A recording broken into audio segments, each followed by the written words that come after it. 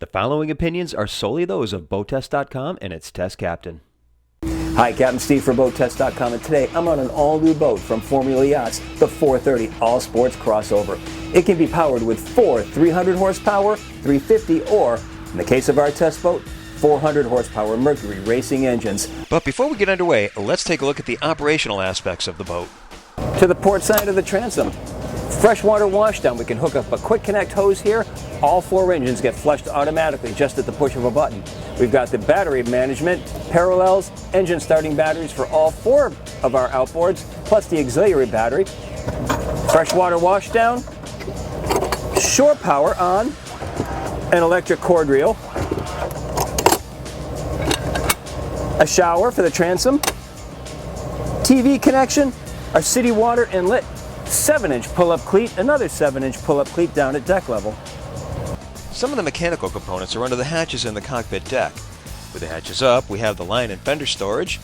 Inside the mechanical space, we see the 11 kW Kohler diesel low CO generator that is fed by its own 30-gallon fuel tank. Diesel is the safest way to provide auxiliary power, and I'm glad to see it here. In front of it is stowed a deep reboarding ladder for scuba divers. The white hoses are connected to a raw water intake sea chest that minimizes the number of through-hull fittings. The large stainless steel box in back is the water heater. To port our two house batteries, which are in addition to the four starting batteries aft. At right is a bin for the Glendenning Cable Master cord reel. Fully forward is the 6th generation Seakeeper gyro stabilizer. Now let's go to the bow, where we find an uncluttered surface with two 8-inch cleats. Since this is a fishing boat, we'd like to see them be the same pull-up type used in the stern. In the center, a hatch with a lift and lock latch opens on, a gas assist strut to reveal a recessed Lumar windlass. The 430 comes standard with a polished stainless steel anchor with 200 feet of chain and a chain counter mounted at the helm. The outlet to the right is for a freshwater washdown. The holes at the right are for the access to the road locker, but we'd like to see a larger opening. Now, let's go to the helm. Talk about a beautifully and professionally laid out helm. This is an excellent example.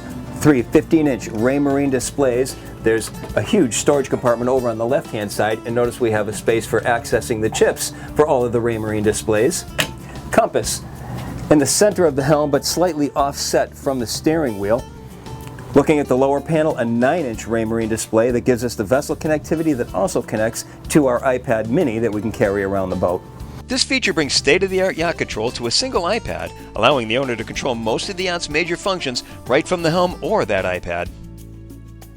The Mercury SmartCraft display that gives us all of our features such as bow hook, drift hook, sky hook, along with connectivity to our autopilot. The touchpad for the Seakeeper gyro stabilizer, underwater light controls, bow thruster controls. Over to the right-hand side, the outboard joystick. Moving down again, starting from the left, Rockford Fosgate stereo with USB connectivity and an auxiliary input. Rocker switches, and look at 1, 2, 3, 4 air conditioning vents. Moving down again from left to right, storage, and notice how it's angled down so when you hit the throttle, items don't come dumping out. 1, 2, 3 separate controls for the adjustable footrests, the VHF radio, ignitions that I like to see a little bit higher out of the knee strike zone. The steering wheel is mounted to a tilt base. To the right, control for the remote control spotlight, Bennett trim tabs, control for the 3 Raymarine displays, and our digital throttle and shift.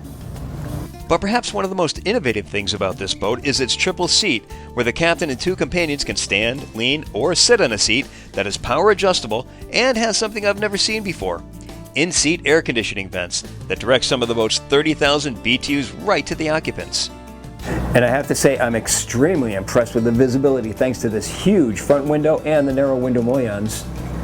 As for testing, conditions on site prevented us from getting our own test numbers, but Formula has done extensive testing on this boat and report that with the quad Merc Racing 400s turning 14 5/8 by 18 pitch props, they reached a top speed of 59 miles per hour.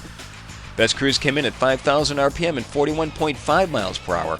At that speed, the boat's 66.2 gallon per hour fuel burn translated into 0.6 miles per gallon and a range of 161 miles. Then we decided to test out the Seakeeper gyro. We put the 430 ASC beam into the 1 to 2 foot swells, and as expected, she was rocking and rolling. Not to the point of being uncharacteristic, but for those standing all day and fishing, or for those unfamiliar with the motion of the ocean, it can get tiring on an all-day drift fishing trip. Activate the Seakeeper, and things got noticeably calmer. Instantly. Finally, when it came time to dock, I found the joystick at the platform to be convenient, not only for its intended use for backing down on a fish, but for the ease of operation when docking. And if short or single-handing the 430, it's easy to step right off and tie up the lines from this location. Well, we've got a great handling boat, comfort, and the styling that we've come to expect from the brand all rolled into one in the 430 All Sports crossover. But that's only part of the story of this innovative new yacht. To see the fishing, cruising, entertaining, water sports, and overnighting features of the 430 All Sports crossover, be sure to see our features and accommodations video. And that's my full performance evaluation. For BoatTEST.com, I'm Captain Steve. We'll see you on the water.